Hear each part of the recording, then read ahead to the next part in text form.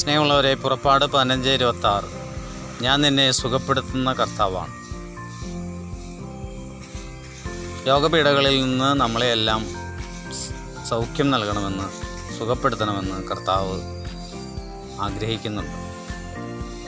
ജ്ഞാനം 16:12 പറയുന്നു, മരുന്നോ ലേപനൌഷധങ്ങളോ അല്ല, എല്ലാവരെയും സുഖപ്പെടുത്തുന്ന അങ്ങയുടെ വചനമാണ് അവരെ സുഖപ്പെടുത്തിയത്.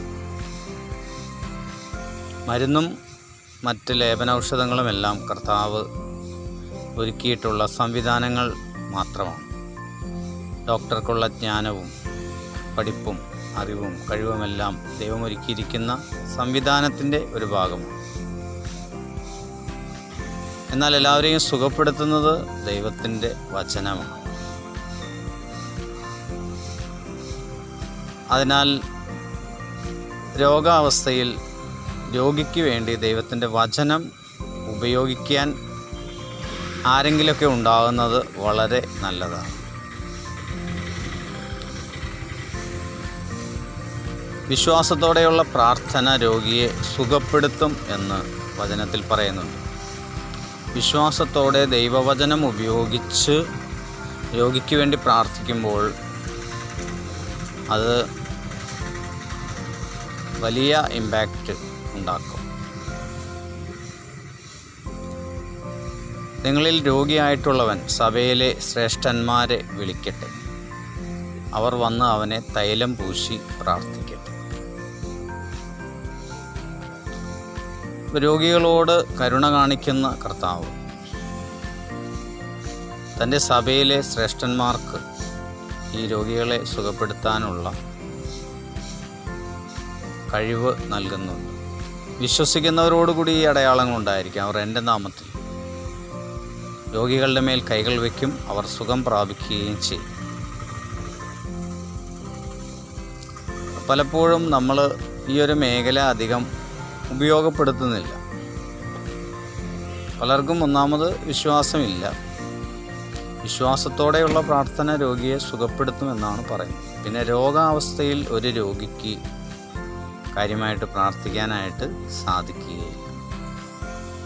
അപ്പോൾ രോഗിയുടെ കൂടെയുള്ളവരും പ്രിയപ്പെട്ടവരും കുടുംബാംഗങ്ങളൊക്കെയാണ് ആ രോഗിക്ക് വേണ്ടി വിശ്വാസത്തോടെ ദൈവവചനം ഉപയോഗിച്ച് പ്രാർത്ഥിക്കാനായിട്ട് സാധിക്കുക. നമ്മൾ വിചാരിക്കും രോഗികൾക്കൊക്കെ എപ്പോഴും രോഗികൾ പ്രാർത്ഥിച്ചുകൊണ്ടിരിക്കുകയാണ്. ആ രോഗാവസ്ഥയിൽ ഒരു രോഗിക്ക് അങ്ങോട്ട് തിരിയാനോ ഇങ്ങോട്ട് തിരിയാനോ മര്യാദയ്ക്ക് ശ്വാസം എടുക്കാൻ പോലും കഴിയാത്ത അവസ്ഥയാണുള്ളത്. അപ്പോഴവന് പ്രാർത്ഥിക്കാനായിട്ട് സാധിക്കുകയില്ല.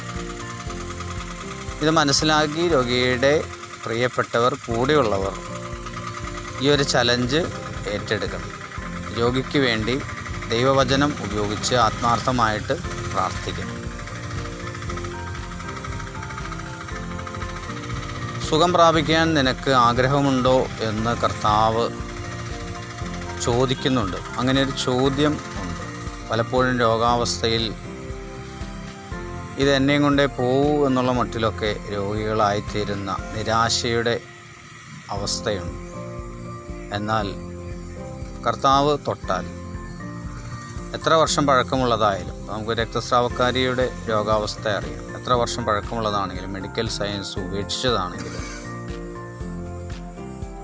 വീണ്ടും ഒരു ചാൻസ് ഇല്ല എന്ന് ഒപ്പീനിയൻ ഉള്ളതാണെങ്കിൽ പോലും കർത്താവിന് തൊട്ട് സുഖമാക്കാനായിട്ട് സാധിക്കും. ദൈവം ആത്മാവാണ്. ആത്മാവ് ആണ് ജീവൻ നൽകുന്നത് എന്ന് വചനത്തിൽ നമ്മൾ കേട്ടിട്ടുണ്ട്. സൗഖ്യവും ജീവനും ഉന്മേഷവും ഉണർവും നൽകുന്നത് ആത്മാവാണ്, ദൈവമാണ്. അത് ദൈവത്തിൻ്റെ വചനമാണ്. ഞാൻ നിങ്ങളോട് പറഞ്ഞ വാക്കുകൾ ആത്മാവും ജീവനുമാണ്. അപ്പോൾ ഓരോ വചനവും രോഗിയിലേക്ക് ചെല്ലുമ്പോൾ അത് ദൈവിക ശക്തിയാണ്, ആത്മാവാണ്, ജീവനാണ്. അതിനാൽ ദൈവവചനം രോഗികൾക്ക് വേണ്ടി ഉപയോഗിക്കാൻ വിശ്വാസത്തോടെ എളിമയോടെ ദൈവവചനം അവരിലേക്ക് പകർന്നു കൊടുക്കാൻ കൂടെയുള്ളവർ തയ്യാറായാൽ വലിയ നേട്ടം, വലിയ സൗഖ്യം രോഗികൾക്ക് ലഭിക്കുന്നതാണ്. ഇതൊന്ന് നമ്മൾ നമ്മുടെ ജീവിതത്തിൽ പരീക്ഷിച്ച് നോക്കുക. ആമേൻ.